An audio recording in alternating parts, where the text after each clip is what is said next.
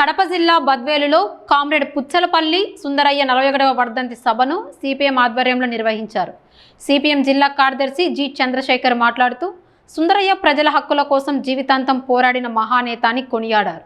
BJP విధానాలు నిరుద్యోగాన్ని పెంచుతున్నాయని, కడప ఉక్కు హామీని కేంద్ర ప్రభుత్వం నెరవేర్చలేదని విమర్శించారు. ప్రజా సమస్యలను పాలకులు విస్మరిస్తున్నారని ఆవేదన వ్యక్తం చేశారు. ఈ సభలో డివైఎఫ్ఐ, కేవీపీఎస్, ఐద్వా, అవాజ్, మున్సిపల్ యూనియన్ నాయకులు పాల్గొన్నారు.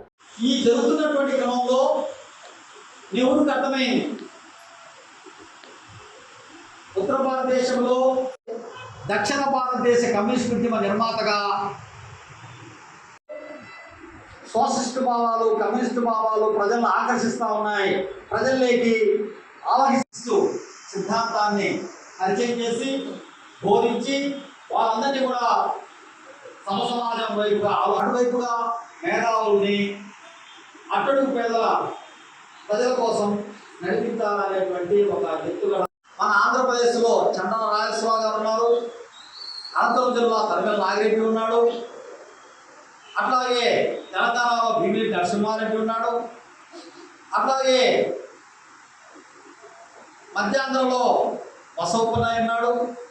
ఇట్లా బాగా చదువుకున్నటువంటి మేధావులు ఎవరైతే ఉన్నారో వాళ్ళందరూ కూడా సుందరయ్యకు ఒక టీమ్గా మారినారు. మారిన తర్వాత మద్రాసు, ఆంధ్రప్రదేశ్ ఉమ్మడి రాష్ట్రంలో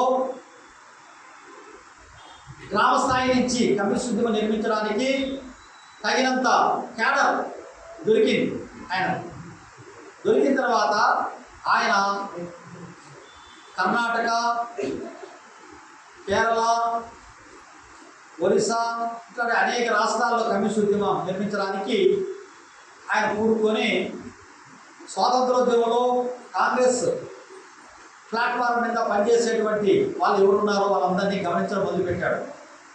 అట్లా గమనించిన వాళ్ళలో కేరళలో ఈఎంఎస్ నమోద్రిపాల్, ఏకే గోపాలన్ వాళ్ళు కాంగ్రెస్ పార్టీలో ఉన్నప్పటికీ సోషలిస్ట్ భావాలతో ప్రజలందరూ సమానం, అందరికీ అన్ని వనరులు అందాలా అనేటువంటి కోరుకునేవాళ్ళు. వాళ్ళని పట్టుకున్నాడు, వాళ్ళతో చర్చ జరిపాడు. వాళ్ళను కాంగ్రెస్ నుండి కమ్యూనిస్ట్ పార్టీ భావాల వైపు మళ్లించి కమ్యూనిస్ట్ ఉద్యమం కేరళలో నిర్మించడానికి సుందరయ్య బీజాలు వేశాడు.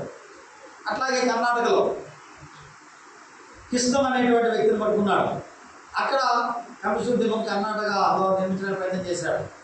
అలాగే ఒరిస్సాలో, అట్లా దక్షిణ భారతదేశంలో అన్ని రాష్ట్రాల్లో కూడా సుందరయ్య కమ్యూనిస్ట్ ఉద్యమ నిర్మాణానికి అలీ అజర్ ఖాన్ ఎలా అయితే పనిచేశాడో అంతకన్నా శక్తివంతంగా, సమర్థవంతంగా, నైపుణ్యంతో, ఎత్తుగడలతో, యుగంతో